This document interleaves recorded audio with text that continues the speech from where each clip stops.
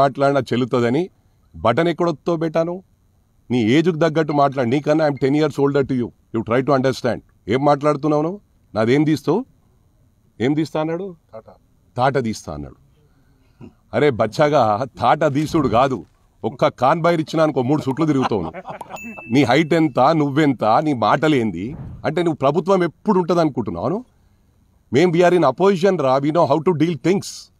Don't try to act too smart. ఏజ్కు మించి మాట్లాడుతున్నావు. ఏం మాట్లాడుతున్నావు? తెలియలేని మాటలు. మోడీని గుండా అంటావు, వాడు పోయి కాళ్ళు పట్టుకుంటావు. మీ నాన్నగారు ఏం చేసిండ్రా? ఈడ మొత్తం మాతోని పంజాబ్ రైతులకు ఫేవర్గా ర్యాలీస్ తీయమన్నాడు. ఇక్కడ నేనే సెల్ఫ్గా ట్రాక్టర్ నడిపించి మొత్తం మల్కాజ్గిరి కాన్స్టిట్యున్సీలో పంజాబ్ రైతులకు ఫేవర్గా మేము ఇక్కడ ర్యాలీ తీసినాం.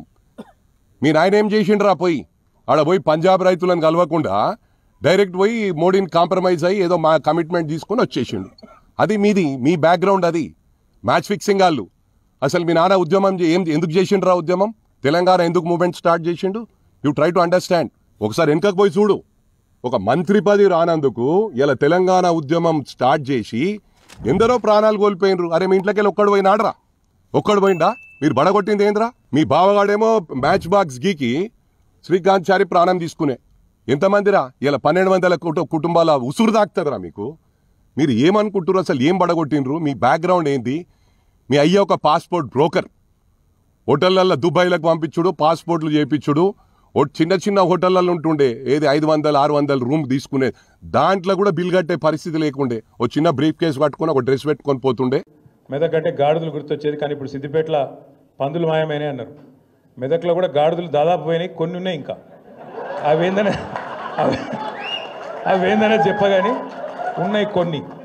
వాటి సంగతి మీరు చూసుకోండి. ఇక ఎక్కువ చెప్పగాని వాటి సంగతి ఇవాళ మీరు వచ్చుడుతోని తప్పకుండా ఇక అవి ఎన్నున్నాయో గన్ని లెక్క పెట్టుకోండి. సందర్భం వచ్చినప్పుడు చూసుకోండి. 2500 ఇక సిగ్గు లేకుండా ఇంకా మాట్లాడతాడు రేవంత్ రెడ్డి. ఈసారి 100 గెలుస్తాడట, 100.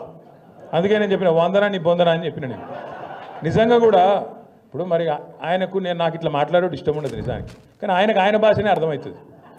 ఎవడన్నా ముఖ్యమంత్రి ప్రపంచంలో, మొత్తం ప్రపంచంలో ఎక్కడన్నా ఏం చేస్తారు? ఆయన కోసుక తింటారా అంటాడు? ఎవడన్నా అంటాడా? అసలు ఎవడన్నా పుత్తున్నాడు? ఎవడన్నా ముఖ్యమంత్రి ఢిల్లీకి పోతానని దొంగను చూసినట్టు చూస్తున్నారు. చెప్పులు ఎత్తుకపోతాడేమో అని చెప్పి అపాయింట్మెంట్ ఇస్తలేరని చెప్పినోడు ఎవడు ఉన్నాడు ఇదివరకు? గందుకే నేను అన్నా, ఉత్తగానే అంటలేను.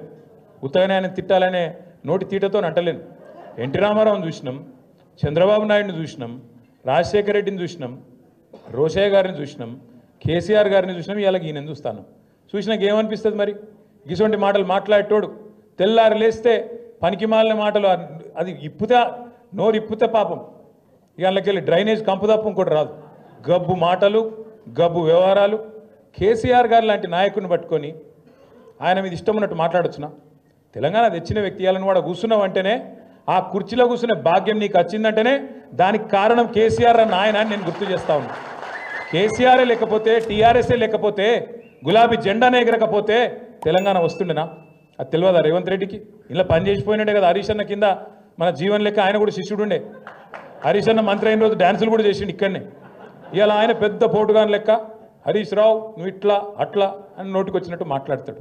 నేనేమంటున్నా అంటే అధికారం రాగానే ఎగిరెగిరి పడితే మేము కూడా ఉన్నాం 10 ఏళ్ళు మంత్రులుగా, కానీ ఎప్పుడు కిషన్ పనులు చేయలేదు కదా, గింత లేఖిగా మాట్లాడలే కదా, గింత దిక్కుమాలిన అడ్డమైన కేసులు పెట్టించుడు, కార్యకర్తలను కొట్టించుడు, ప్రతిపక్షం అంటేనే పోస్టు పెడితే పోలీసోడు ఫోన్ చేసుడు. మన నర్సింగ్ అని మన పిల్లగాడు ఏడునో అగో నర్సింగ్ ఒక్క పోస్టు పెడితే ఆ పిల్లగాని పోలీసులు తీసుకుపోయి పొట్టు కొట్టింది. అంటే గింత అరాచకమా? ఇందిరమ్మ రాజ్యం అంటే గిదేనా? ఇందిరమ్మ రాజ్యం అంటే కేసులు పెట్టుడు, రోకల్ బండలు ఎక్కించుడు, ఇష్టం ఉన్నట్టు కొట్టుడు, ఇష్టం ఉన్నట్టు గుద్దుడు, భావ ప్రకటన స్వేచ్ఛ లేకుండా ఒక ముఖ్యమంత్రిని పొగడాలి తప్ప ఇంకేం చేయొద్దు. ఇదేనా పద్ధతి? పొగుడతారు ముఖ్యమంత్రిని. ఎప్పుడు పొగుడతారు?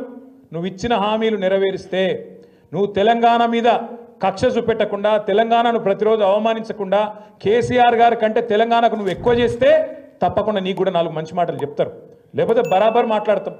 తెలంగాణ సమాజంలోనే, తెలంగాణ రక్తంలోనే తిరుగుబాటు తత్వం ఉంటుంది. ఎలా